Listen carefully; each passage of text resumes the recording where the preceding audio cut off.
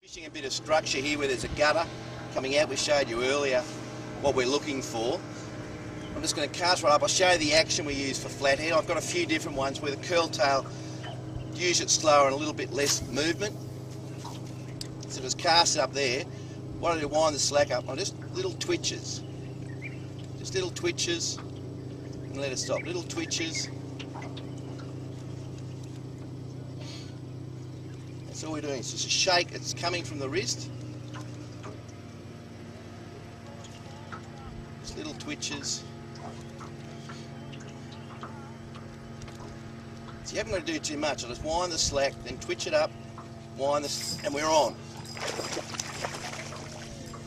So I'll show you what's happening. I'll get Kev to grab the net. So that's all you've got to do. Not too much movement.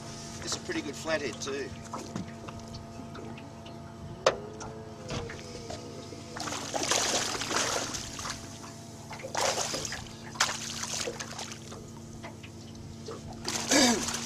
Okay, I'll just grab the net. Kev, if you can just pass me the bogers, I'll just show everybody what we've got. So that shows you the action there. You haven't got to do too much. They're pretty hungry, and this one's taking it right down. They love these bozos. I might just grab some pliers.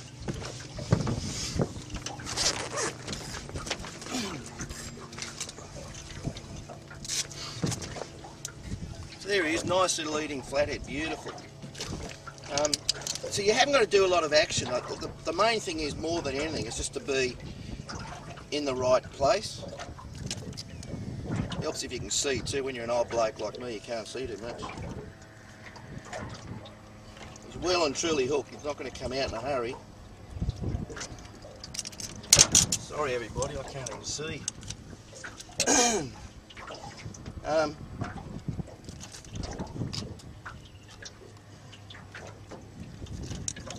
God.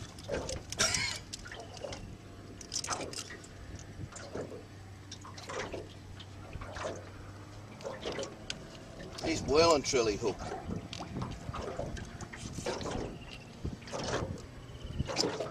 We're going to take this one home for a feed, so what I might do is just leave it on there, but that just shows it. It's just a flick of the wrist, gentle, but the main thing is to be in the right place.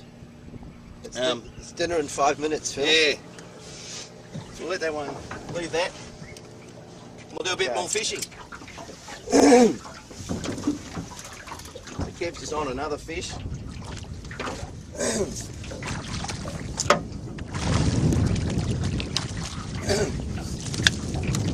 you go, it's another legal fish. This time it's on a Bozo's mullet, paddle tail. We probably get more fish on the paddle tails than anything, especially this colour. Some of these, this is colour I call cactus. It's just a brilliant colour in dirty water. Oops. As you can see, they love them. They take them down deep. Yeah. This is I changed this colour predominantly because the sun's a lot higher now. I know it might be a bit of a problem with the lens at times, but the sun's a bit higher, the water's a little bit dirty. So I've gone to the cactus. It is one of my favourites. In fact, the first time I took my mother fishing, you may see it at the end of this video, I think Phil puts them on, and I put a 3-inch cactus on like this, and Mum caught, well, how big was that fish? 89 I think. 89 centimetre flathead. First fish ever on a soft plastic. Yeah, I'll just get Kev to come right up the lens, just so you can have a bit of a look at that lure. Just back a bit more, Kev, back a bit, about there. Yeah, so you can just see the colour, and it's got a black tail. And I'll just show you the tail. You can probably go a little bit closer than that. Phil spent a lot of time perfecting this tail. You can see it's a very, very thin wrist, which gives it incredible action. So with the minimal amount of water movement or through the water, it's creating a very unique tail action. Fish just seem to love it, and as you can see, you know, we just changed to this, and basically it was only 5 minutes since the last hook up on the Lumo, but now the sun's a bit higher. We've just gone to a darker colour, and cactus is one of my all-time favourites and sort of my go-to lure. Anyway, we'll be back to the fish. Again, go the bozos. What do you reckon, Kev? They all right? Beautiful lure, beautiful lure. It's only a small flathead.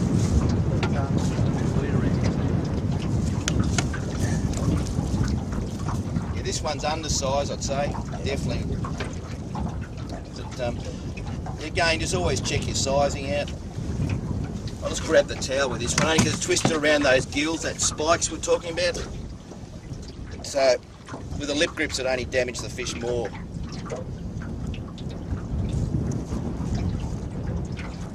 This one again is on Bozo's cactus lure. I'll bring it up and show you closely. Just hooked through the corner of the mouth. You can see that. But a lot of them today, you've seen, we've been getting them right down really deep. Anyway, we're not going to keep this one, but we'll just measure it. We always put a lot of our fish back because we can only eat so many. We're not into freezing them or anything like that, so we just keep a day's feed and put the rest back.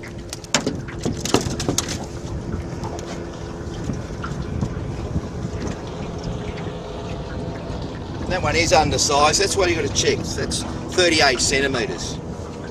So be really careful. There's big fines, and the last thing we want to do is exhaust our fishery.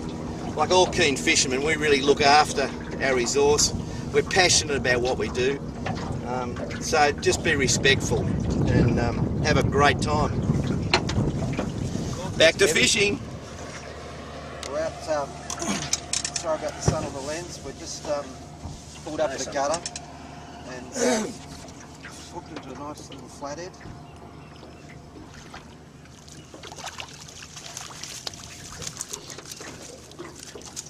There we have him. There we had him. He's gone. But that's what happens, just fish the structures and you'll catch the fish. Look for bait fish. That one was caught on a Bozo's with a green jig head. So we'll take that one home for dinner.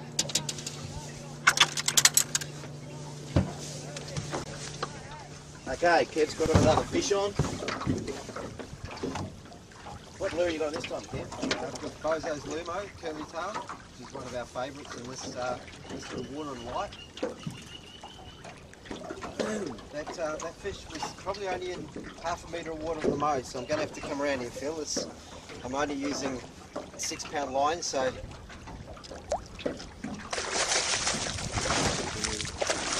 One thing too to try and do is keep flathead in the water. Even you've got to drop your rod tip down. It's a pretty good fish. No real big hurry when they're well hooked. This is a good fish. I'll just get the lip grips out.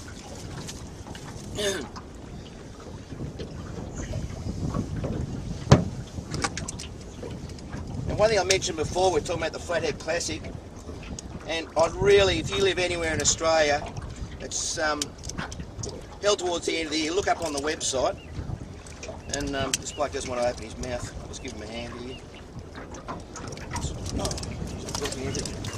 Hang on, Kev. Leave him in the net, I'll just get him out.